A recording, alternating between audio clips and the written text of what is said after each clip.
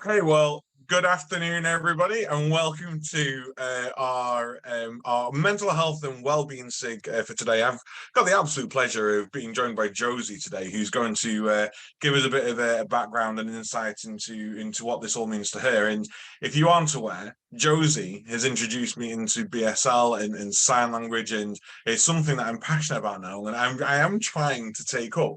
But good afternoon, Josie. How are you? Thank you very much for having me again. I'm doing really well, thank you. So obviously this is my first kind of invite into your mental health special interest group, and as I tend to do with other sessions that I've done, I don't tend to do kind of presentations in that sense. I like to keep it open and keep it kind of as an open spot for people. If people have got questions kind of along the way, that's absolutely fine. I've jotted down a few notes of my own kind of lived experience with mental health, and how some of that has played out. So if people are happy for me to kind of go ahead, I can give you some background to my own experiences, and I can kind of talk you through how some of that has played out, and how I've kind of got to where I'm at today. Just so people are aware, there will be, I'm intending to talk around suicidal thoughts, and kind of difficult subjects in terms of that. So just to give people a bit of a heads up, if I talk about it in quite a, not blunt, but in quite a matter-of-fact way, that's very much as a coping mechanism for myself. So it's not that I don't think it's emotional or anything like that. It's very much how I've learned to cope with that experience. So I suppose for my own lived experience, I tend to go from when I received my formal diagnosis of anxiety and depression, and that was back in 2014. I was 21 and I was in my final year at drama school, and although I had absolutely suffered and faced challenges with my mental health prior to that, I wasn't particularly aware, or I didn't feel that I had the control over it to be able to go and seek out that support, because a lot of what I'd experienced up to that point was, oh, it's your age, it's the stage you're at, it's perfectly normal to feel that way because you're 15, it's you'll kind of grow out of it. And that was very much the kind of conversation around that. And although I did receive some support from people, particularly my friends and family, high school can be quite cruel. Kids not so understanding, and I felt quite alienated because of it. So by the time I'd kind of got to my early 20s, I realised that it just wasn't going away. I was not growing out of it, and I was tired of feeling slightly inadequate because of it, because all along I'd been told, oh well, this is gonna go, you're gonna grow out of it. So the more I kept not growing out of it, the more I thought, why isn't this happening? What have I done wrong about this? So being able to kind of go to the doctors and be able to come out of it knowing that it had been recognised, that was really empowering for me. And I can remember later on that day, I put a post up on my social media, and I just remember writing, I'm not ashamed to share this, that this is what's happened today. And I'm sharing it because I'm tired of explaining. I'm tired of having to go through the same conversations with people over and over again, that actually going for a 10-minute walk isn't going to cure this. That, you know, having a cup of tea whilst I'm sure that's very nice, it isn't actually going to solve what's going on physiologically. Because I think whilst there are improvements, we're still in that kind of mental health, physical health. And actually, they just work together. If my brain, if any of our brains is feeling suffocated with anxiety or depressive thoughts, or with this blanket of fear, our bodies are not feeling fantastic either. Our bodies will be feeling fatigued, they'll be hungry, they may not be reacting as quickly to things. So there's this constant communication between the body and the mind. And so being able to share that on that particular day, I think it was in November 2014, that felt like a really strong start for me. But I really didn't appreciate what that journey would then look like. I was incredibly resistant to take medication. And again, that had come from people around me saying, don't take anything, don't take tablets, don't do this, because you'll be addicted for life, or it's going to change your personality, or there was a lot of fear and a lot of stigma around things like medication. And as a very impressionable young woman, the last thing I wanted was to feel even more different, or to feel that I was taking something terrible, or that people would be disappointed in me somehow. So from 2014 to I'd say until about 2017, it was very much a roller coaster ride. I graduated, I started my first job. I was working as a receptionist, and I had to take some time off work. It was my first experience of having to get signed off. And I was signed off for 3 months. And I can remember this feeling of wanting to disappear. And I'd gone into like a numb state. And it had been building for weeks. And I just remember getting off the bus and walking into work, and I walked up to my boss's office and I said, I don't know how to explain this, but I want to disappear. I don't feel like I should be here anymore. And I don't think I'm very well. And I could see the panic on his face. And he went and got HR, and they were very calm and they were very understanding, and they made sure I got home safely. And that was my first experience of having to go through that process of being signed off and being prescribed some medication and things. And I boarded a train at Euston, and I went home, and eventually I did come back. And that was about a year after I was diagnosed. And that was my first kind of, what I would consider my first kind of breakdown with my mental health.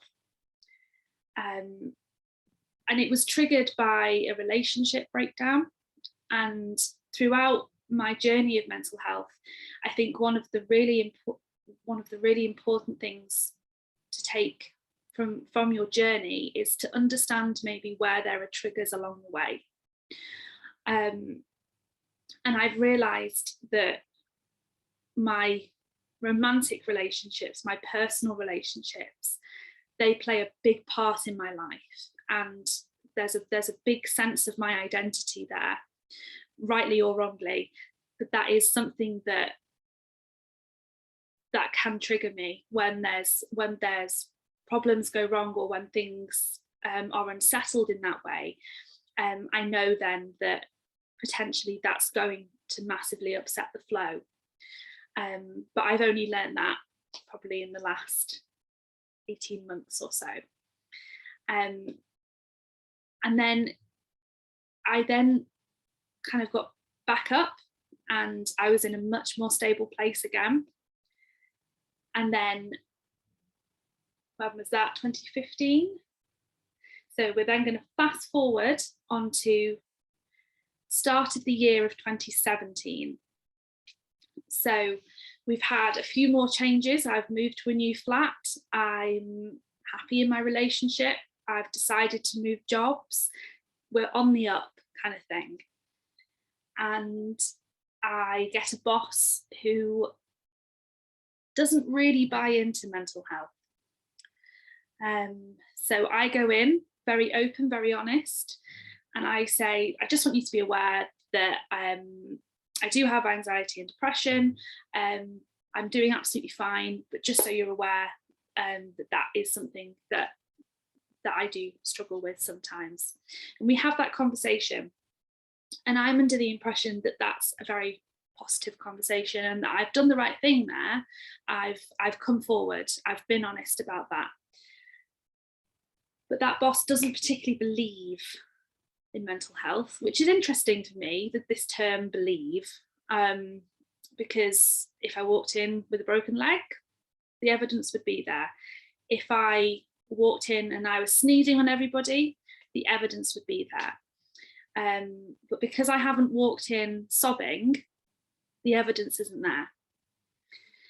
And this boss has a very, what I would describe as quite a toxic approach to female empowerment. All women are strong, all women must be fighters, and we must, very, very forceful, very kind of, my girls will never be off sick, my girls will. And it created a very difficult environment. I can remember one of my colleagues was ill with the flu, and this boss just threw her under the bus, essentially. Basically, anything that went wrong, oh well, it was probably her and she's off with the flu. So it was just this kind of, you just knew that you were going to be the next one that got stamped on. And it was my first experience of kind of bullying in the workplace. I would be told repeatedly that, I would get my timetable, I would get my line manager, I would, everything would be sorted. And then I'd come back and nothing would be sorted. And I'd be put into all the sessions that weren't appropriate for my skill set. So constantly kind of battling there. And as a young adult, only in their kind of second job, not really having the confidence to be able to say, actually, I don't think this is right, or, wanting to kind of challenge that in a professional way and not feeling safe enough to. And I'd taken probably a week off because I'd picked up a really nasty stomach bug. I was working in a school, it happens. And because of all the upset and the unpredictability of things, it had started to really affect my mental health again. So I probably had about a week off, and I returned to work, and I was told that really I shouldn't come back, that they'd cancelled all my training and that I should leave because I don't fit their environment, because I've had time off. And there isn't really any room for people who are going to get sick. And I surprised myself in that I fought my corner. And I said, if I'd been off with the flu, we wouldn't be having this conversation, would we? But it's the fact that I was unhappy and I had struggled with the uncertainty, and that's why I was off, and that's why we're having this conversation. I didn't last very long there. I probably could have lasted longer, but the battles were too much. It was constant. And I had other staff members being misled about me. This boss really did take it upon themselves to feed a certain narrative to other staff members about me. And that was really tough. And so I left, but I felt that I left with dignity.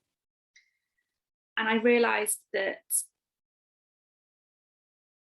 a negative experience is still a worthwhile experience. It's one that I wouldn't sign anybody up to, but it is important to know maybe where you don't want to be as much as where you do. And I found that that environment was not conducive for me. So I set out to try and find where my passions lay, the environments where I felt I could thrive. And I think in some ways that boss did me a huge favour, because I very quickly kind of got this armadillo skin almost. I had this harder shell to help me in these professional environments where I was able to say, this is who I am. I'm skilled, I'm a hard worker, and this is one element of my identity. And this is who I am. And if you want me, I will work hard and I will do my absolute best, but you've got to take me as I am. No compromises there. Because I was stuck in this system of apologizing for existing. I was apologizing for breathing.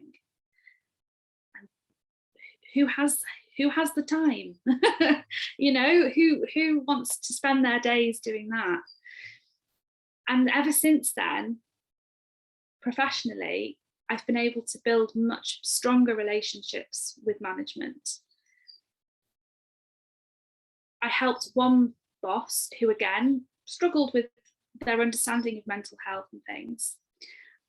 I persuaded one boss to take a chance with me, to allow me to do my job part-time, because at the time that was what I needed to be able to work successfully, to be able to remain well and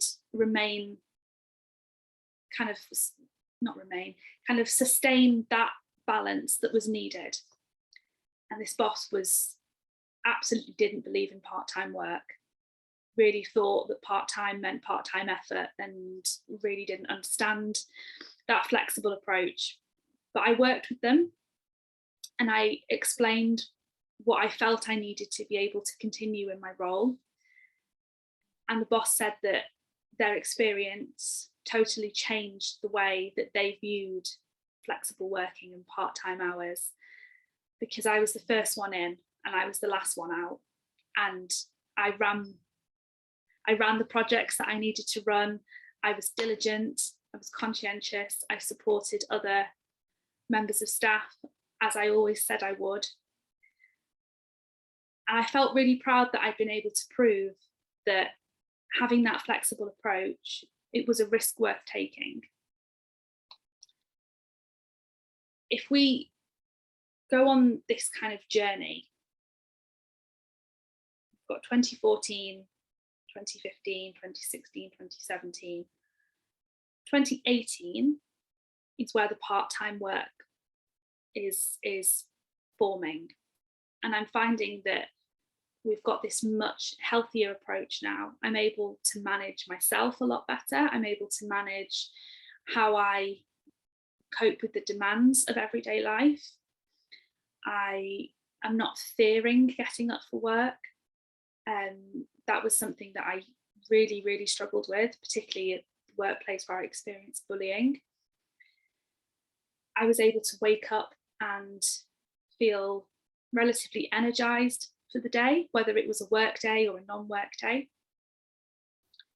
And I was starting to see where my skill set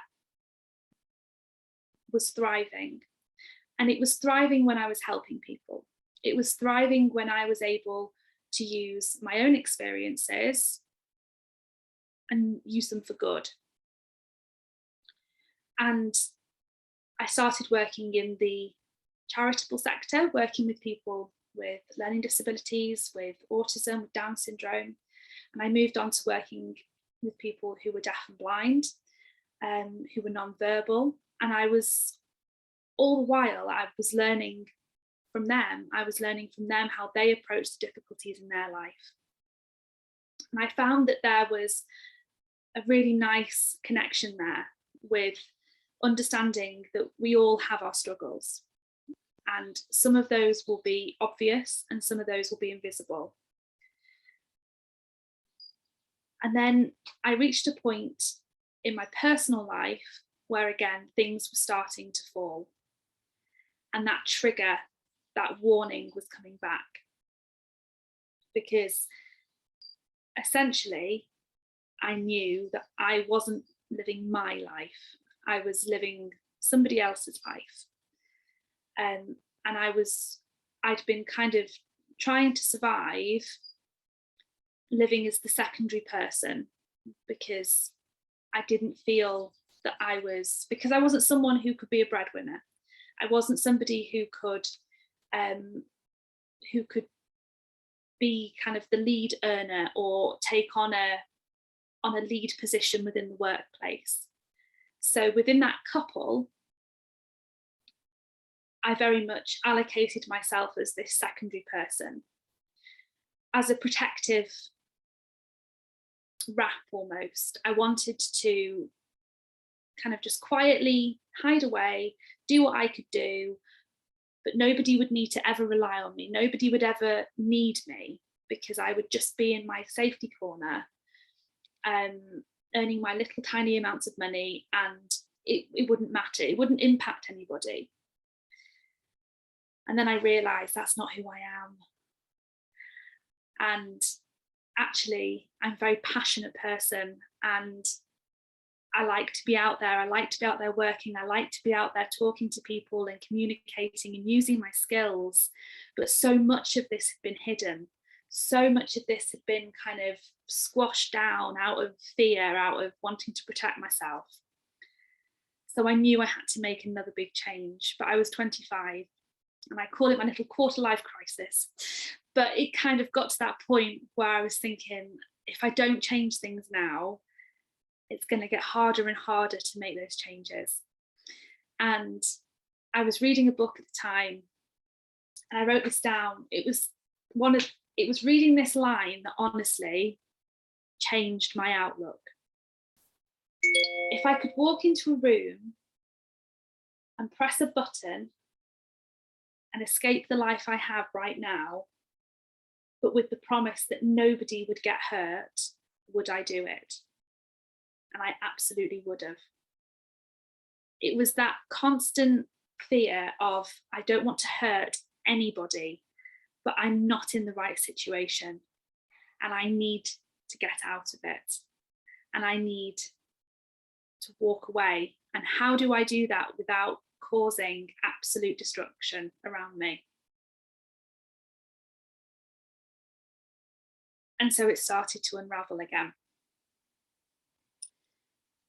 But I think this time, because I knew deep down it was the right thing, it was learning to have those difficult conversations. And my family were devastated. Him and his family were devastated. So there was a lot of very difficult conversations to have. And there was a lot of me feeling that I needed to prove myself. Because there was this kind of feeling of, oh, well, if you're going to cause all this damage, if you're going to cause all this upheaval, it better be worth it. You know, this kind of conversational stream throughout. We all know the tone from people that we get. If it's kind of, well, I told you so. If it doesn't go as we hope it will. So I had to kind of rebuild my life. But I can give you a spoiler here. It was the best thing I ever did. and I made it work. And one of the reasons that I was so excited to be able to come and talk to you today is because this next section is the most prominent. The bits I've told you up until this point, it's the context, it's the history, and it's what underpinned what happened next for me. So I left a job, a home, and a relationship. I was living down in Bedfordshire. And what I did next was I got one of those great big A2 pieces of paper. And I wrote down, what do I want my life to look like? What do I really want my life to be? Not taking into consideration anybody else, which is one of the hardest things to do, particularly when you're an empath and particularly when your job is to help people and to work with people. What would I do for me? I wanted to be back up north with my family. I'd wanted that for years. I wanted to go back to university. I wanted to do my postgraduate. Again, something that had been kind of brewing for a number of years, but the encouragement wasn't there. I wanted to find a culmination of jobs. I wasn't sure that I wanted to work 5 days a week in one place. I enjoyed the flexibility of maybe working for different companies, of having different days, of having broken up weeks and things like that. I liked that. I liked the variety of it. And I thought I thought I could do it. I thought I'd be good at it. And I wanted a break. I wanted a break from relationships. I wanted a break from needing, from wanting to feel that I didn't make the grade anymore. You know, from being somebody's constant. I realized that the longest I had been out of a relationship since I was 15 was 8 months. And I was now 25. And I wasn't actually at any point really ever letting myself figure out who I was. So I left. And I made some good decisions and I made some not so good decisions. And I got hurt. But I also met some incredible people. And I stuck to my guns. And having those conversations with people would say to me, "What, so you just went?" And I said, "Well, it's not quite as simple as that. I didn't just pack a bag and walk out the door. But I inherently believed that I was doing the right thing for me." And although I kind of landed back up north in August 2019, and things did unravel for one final time for me. And on the 18th of November 2019, I tried to take my own life. And that was after a culmination of adjusting to leaving. It was the realization of what I'd done. At the time, it didn't feel like a big thing. It just felt like something that I needed to do. It was a culmination of getting involved with people who I knew weren't good for me. It was the result of the pressure I had put on myself to please people, to prove myself. I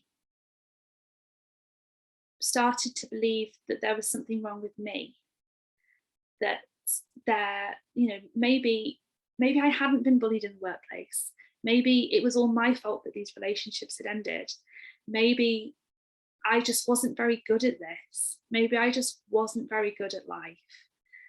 And these were genuine belief systems that I had now got. I was back living at home after 7 years living down south independently. I had been through 2 long-term relationships.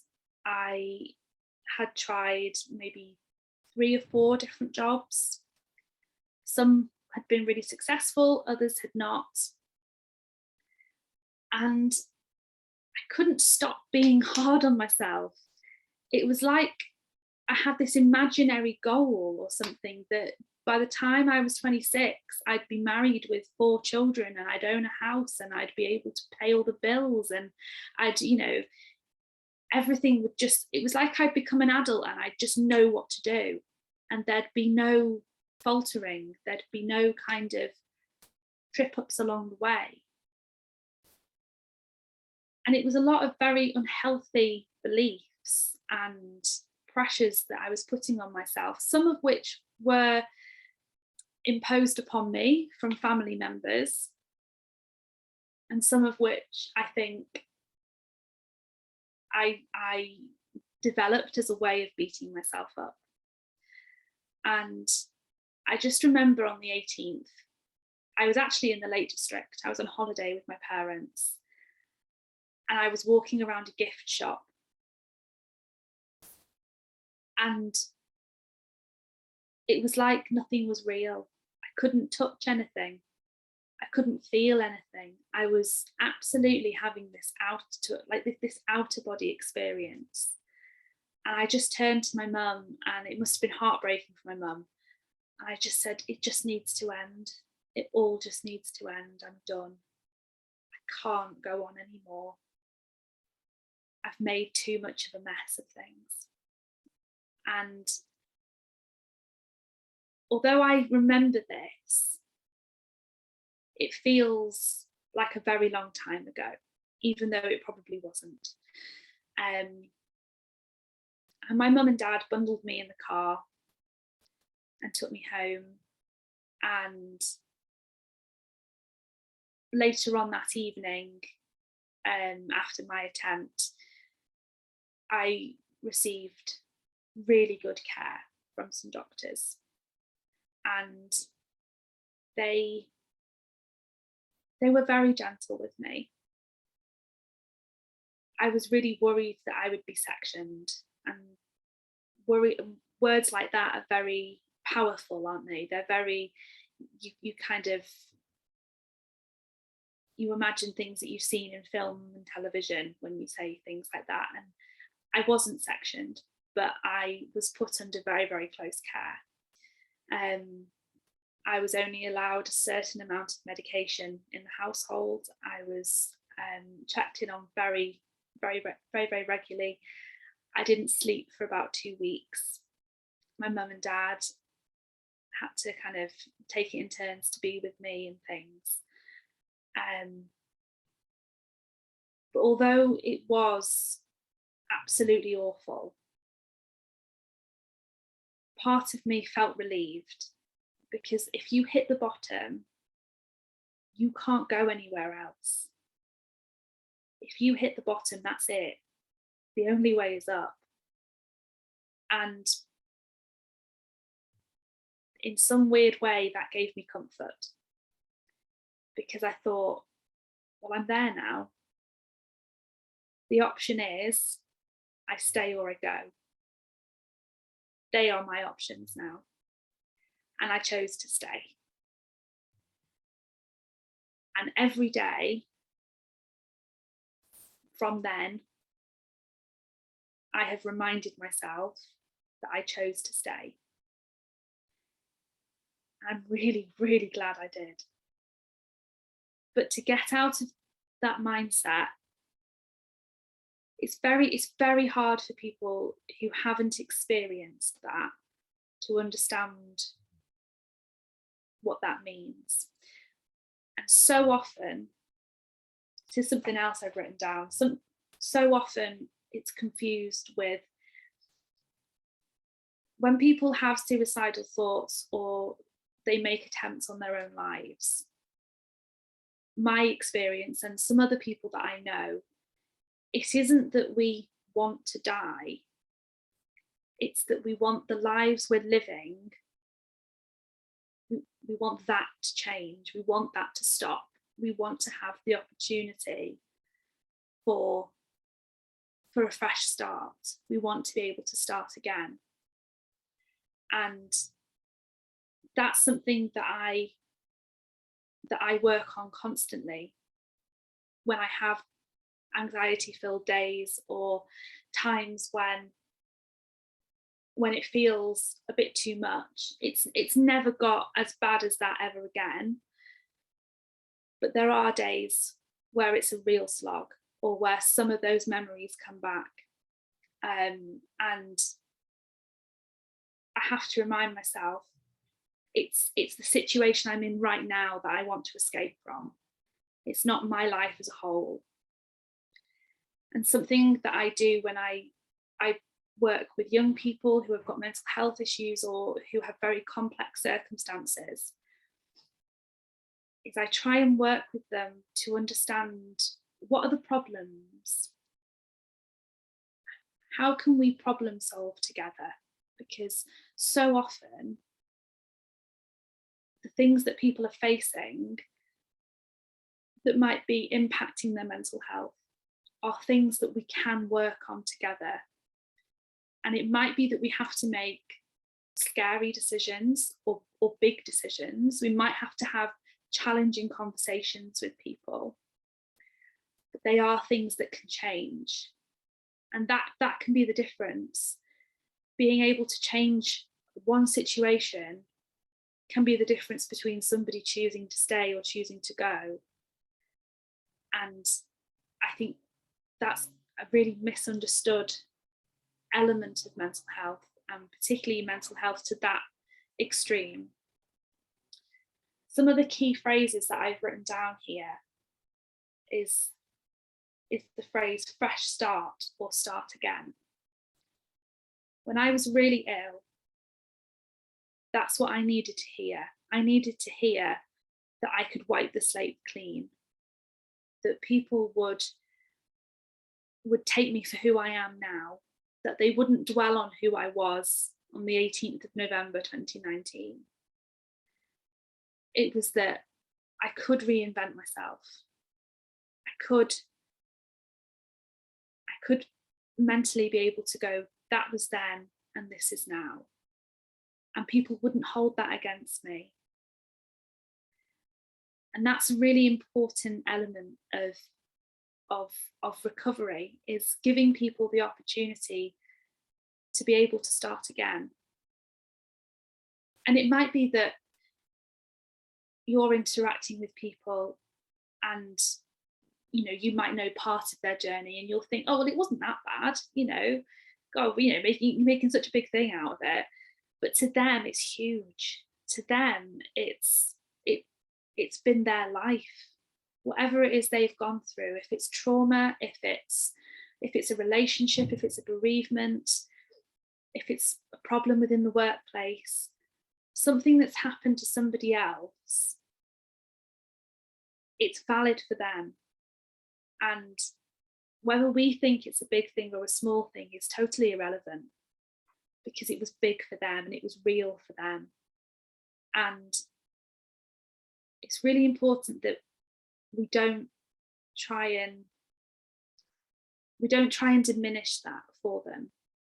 We can help them to, we can work with people to understand that there's a life after that event, and that there's different ways of looking at that event, which may bring it down to a more manageable size. But for us to sit there and say, oh, it's no big deal, or oh, I would have got over that by now, or something, is really damaging, because it only emphasizes then that there's something wrong with them, that they're overreacting, or they're doing something wrong.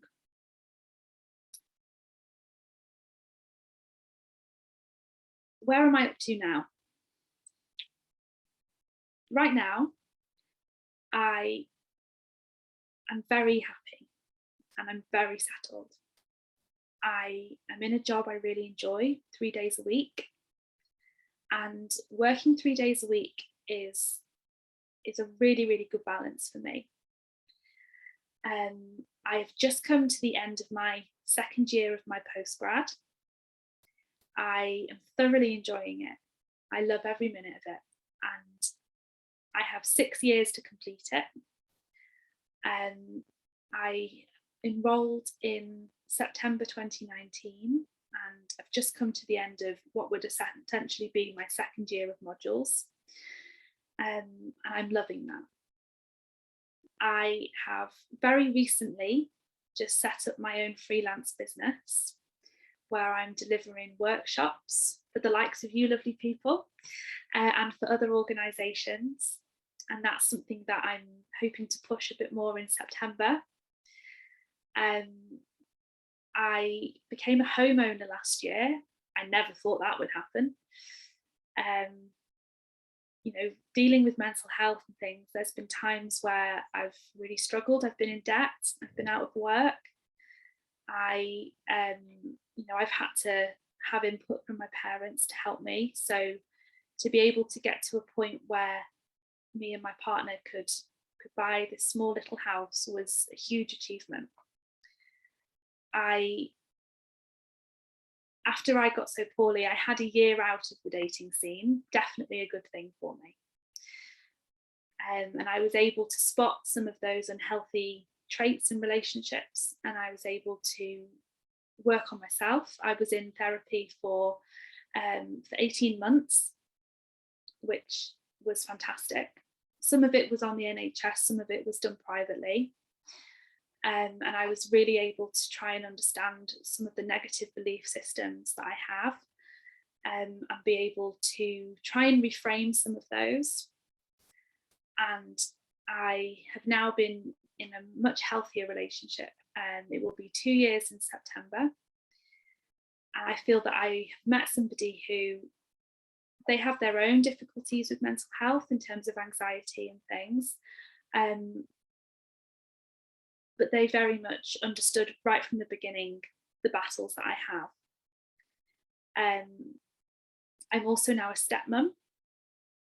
So that was a whole new thing to try and figure out. And you know, I've had my insecurities in these different roles that I have. But I've realised now that no day can end until I've done the problem solving that's within my control. And that's something that I try and work on, is how can I end the day with the ability to have a fairly good night's sleep? Is there anything in the day that has upset my rhythm? Is there anything in the day that has thrown me off kilter? And if there is, what can I do about that? What can I do to try and problem solve that? There will be things that are out of our control. I've had 2 family bereavements in the last 12 months. I can't control that. The cost of living, I can't control that. All I can do is look after myself and my family. I can make sure that I get up and have a shower and eat my breakfast and do what I have planned for the day ahead. That's what I can do. I've also found things like I try not to book more than one thing on each day. If I have a day where I'm working, that's what I'll be doing that day.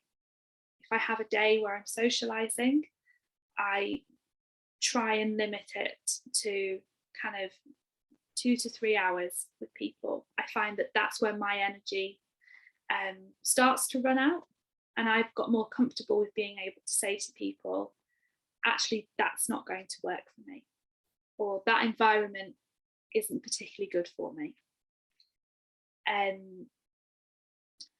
So I've started to develop, with the help of the therapy and CBT and things, I have started to develop some methods to help me along the way. But I've got to know myself a lot better. And I've got a lot more comfortable in being okay with who I am. And there's still days where I just think, oh, for goodness sake, Jose, why can't you just shake this off? Why can't you just get rid of it? Why can't we just press the reset button? But mentally, I press the reset button. And if today isn't the day that I wanted it to be, I can press that button, and tomorrow I can try again. And that's something that I really hope people can take away with them, is that we have 365 fresh starts. Every single day is a fresh start, because it will not be the same as the day before. And I find that really exciting. So I'd love to open up, if we have time, I would love to open it up to people, and people are very welcome to ask me anything. There's not much that I'm not happy to share. So very welcome to ask anything. I just want to start by saying thank you for sharing your story with us, Josie. I think it's a very brave thing to do, and I think it's one step closer to breaking down the stigma. It's a Berlin Wall moment we're heading towards in mental health and well-being, and it's around making sure people can be okay to be vulnerable and can be okay to share what they want to say, and it helps encourage others. It's a top-down approach. And if we can get our leaders to recognize this, and our leaders to be vulnerable and to open up about their mental health. And you resonated with me when you said if I went in with a broken leg, they'd be able to see it. And I think a lot of the time we all think of our physical health because we can see our physical health, and we only think of mental health when it's in the negative. But a lot of the days I have good mental health. Yeah. Everyone has mental health, whether it be good or bad. And it's around being able to see those invisibilities now, isn't it, moving forwards? Is there any questions for Josie from anyone who is in the group today? Geneva. Hello, good afternoon. Thank you, Jesse. I think, Jesse, this session is meant for me today. I'm very happy that you choose to stay, and I'm glad and say that you are so brave to share your experience. Luckily, I'm doing my dissertation research on depression and how to help and support the women living in the UK with depression. And you touch so many areas that will help me on my research. So that's why I say I'm so glad that you are here. But I have 100 tons of questions to ask, but we don't have time. I will just focus on how to improve or how to help women living with depression in the UK. What are the things we are not doing right? And what do you think that is more important for you? The time you are at that point that you say that I just want to wipe this, or I just want to, this is the breaking point where I can stop, I can take it anymore. What was the most important support you need at that moment?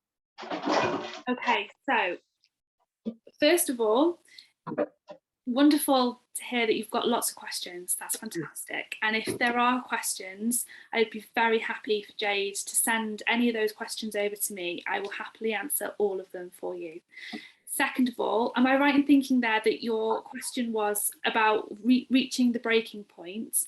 And is it how I then kind of got help, or what help did you need at that point? What was the most important help you needed at that point? Okay. Whether is it the medication, is it the rehab, the complementary therapy, the family, the people? What was the best, the most important thing you need at that time? Okay, so when I reached the absolute breaking point, the immediate help I needed at that time was I needed my family. Mm-hmm. And at the time I was with my parents. I needed them to essentially get me into a safer environment. Mm-hmm. So that was the very, very first thing. The second thing was I then needed professional intervention. Mm. So that was a case of ringing the GP. Mm-hmm. The GP reacted very, very quickly. I was able to get an emergency appointment. I was able to be put on an appropriate diagnosis, an appropriate level of medication, and a risk assessment was done. So they were kind of the immediate things that happened. In the past, I have gone to A&E. So I think it was 2015, I ended up in A&E. And a mental health professional who was on call was able to speak with me at that time, but they are so limited in what they're able to do for people with mental health crisis in that situation. So I actually found that the response was better this time around. I think on a more local level, in terms of GP, pharmacy, and mental health professionals, if you have the option to go private, obviously that's a big help. But they are very quick at responding in that crisis situation. In terms of the workplace, I contacted my workplace as soon as I could with an email, very much just saying, I've hit crisis point. Unfortunately, I'm going to have to be off. And then I was able to send through a sick note. Because of the situation that I was in, my workplace obviously just responded very quickly to say, absolutely take the time that's needed. But that is such a crucial part of it, is when you're in that mindset, part of you almost doesn't really care what's going on around you because you know that you're just so ill. But the other part of you, it needs to know that there's going to be a job there for you once you're better. You need to know that people are rooting for you. That, you know, obviously I can't control what people may have said privately or may have thought to themselves. You know, for all I know, my boss may have gone, oh, that's all I need, you know, but don't put that onto the person, because if they've been vulnerable enough, if they've been brave enough to say, I need help, this is not right, that needs to be acknowledged. Because quite bluntly, if someone doesn't put their hand up and say they need help and never speaks of it, that's when, unfortunately, you won't get an email to say, here's a sick note. You'll get an email to say either, I'm never coming back, or unfortunately, something terrible's happened. So the fact that somebody has been brave enough to share that struggle, we need that empathetic acknowledgement, that ability to say, thank you for letting me know. Don't worry about what happens here. We will have you back when you're good and ready, when you're well enough. And I think that's been such a key part of my recovery, because I knew that they were willing me to get better, and not because they just needed the bodies. I could have been replaced the next day. It's that sense of they wanted me back. And I've been at that workplace ever since. And I've just completed my 3rd academic year with them. And even now, my boss will still say to me, I'm really happy you're here, Josie. And that makes such a huge difference. Because you want to feel valued. Deep down, all of us know we are replaceable in a workplace environment, but we're not replaceable in the other parts of our lives. And it's important to not lose sight of that our work, whilst it's incredibly important and it's, you know, it is a big part of who we are and what we do, if it's work that's causing the mental health difficulties, it's not worth losing our lives over. So to be able to have that empathetic approach there, I think is really, really valuable. Thank you very much, Josie. I really appreciate that. Thank you very much. And just to say that I'm proud of you and I'm happy you are here. Just to stay. Thank you so much. It's really kind. Thank you for that question. And again, yes, thank you, Josie. I think that's yeah, honestly really, really brave of you to be able to share that with us.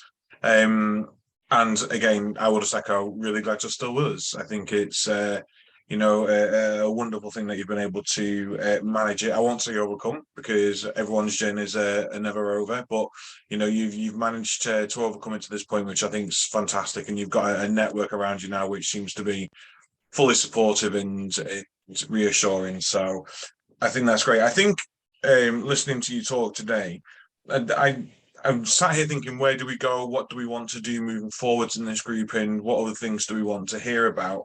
And there's three things that have come to mind, and please, you know, veto them and say no, we don't want to hear about them. But there's three things that have come to mind whilst listening to you today, Josie, and one of them is civility. I think there has to be something when we talk about mental health and well-being around just treating people nice, around the lack of civility in society at the moment. I was on a train journey to London. Oh, I can't remember what day it was now. Monday, was it, Jay? I don't know. One of these days, I was on a train to London this week, and there was a person who worked for the NHS, because I could see his laptop, who hadn't got his ticket on the train, and the train manager was like, "I need to see your ticket. I can't show it to you because I can't get onto my app." He said, "Well, you should have downloaded it before you got on the train. I do need to see your ticket because we're traveling, and you know, yada yada yada." "Oh, you're just a job's worth. What do you think you're doing telling me you need to see my ticket? You can take me off the train and call the police." And I'm sat there thinking, if we have representatives within our health and social care that want to treat people and talk to people like that, then that negative emotion, that negative feeling, that dissatisfaction of being at work isn't just from employers, it's from the public as well. So we all have a responsibility on that. I thought about stoicism and resilience, and I think the circle of control, I think, is something that we might look to do a bit more work on. I think stoicism, I never used to be a stoic, and I am now. And I think it's wonderful what we can and can't control, whether you see that as a diagram of a Venn, or a sphere or a circle. And I didn't know whether, because there's a new documentary just come on Netflix now, and there's a lot more research and work going into this, and a lot more credible medical professionals and professors now opting to do work in this. Whether we hear from someone around the future potential benefits of psychedelics in the treatment of mental health and well-being, and whether there's a place in a future for psychedelics in treating mental health and well-being. There's a new documentary on Netflix called "How to Change" or "How to Rewire Your Mind" or how to change your mind, or something like that. It's a 4-part documentary, and focuses on things like psilocybin, MDMA, and how they're being used in clinical trials around the world.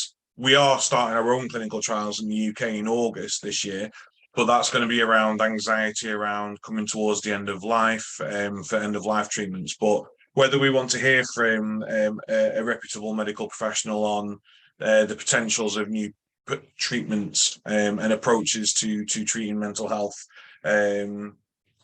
whether that would be of interest. I mean, there's a ton of topics we can have a look at.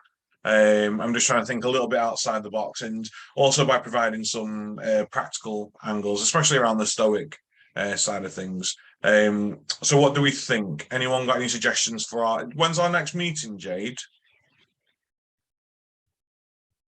Good question. Let me double check. I think it's October. 16th of September. September. Quicker than me. So we've got a couple of months to get it all planned in and prepared. But is there anything that anyone specifically wants us to hear about at our next session?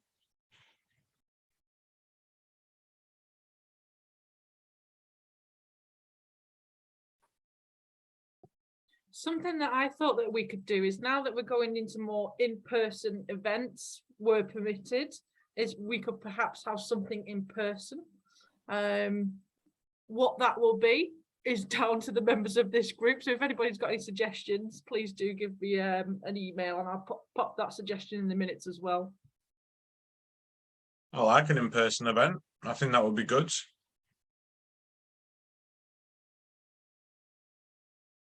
Would something like a sharing circle work for us, potentially, for people who want to be able to come and just offload and share a little bit about themselves and what they're going through, and be in a circle of support where people can offer or what they've experienced. So, for example, Josie might have shared 15 minutes, I might share 15 minutes, and Josie go, well, I went through that as well, Adam, and this is what helped me.